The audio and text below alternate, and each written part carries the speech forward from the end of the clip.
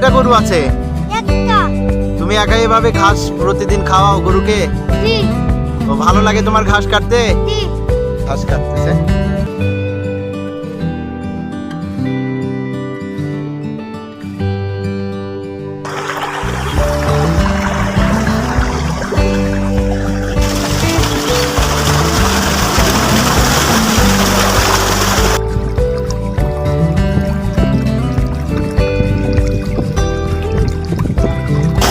তো এখন পুরোপুরি বসন্তকাল চলতেছে।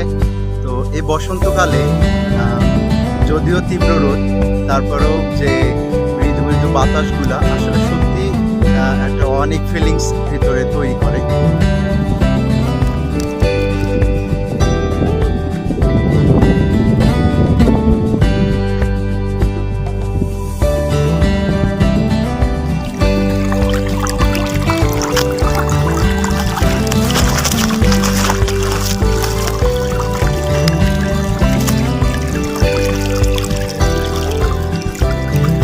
গ্রামে আসার পর কি হয় যে গ্রামে যে সবুজের অরণ্য, মানে সবুজে যে গ্রামটা ছেয়ে গেছে, এটা শুধু দেখে যে আপনার তৃপ্তি হবে তা না, এদের সঙ্গে আপনি কিছু বেনিফিট পাবেন।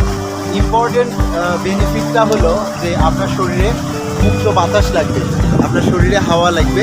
যদিও বসন্তকাল এখন, তো এই বসন্তকালে গ্রাম বাংলায় সব থেকে সুন্দর লাগে।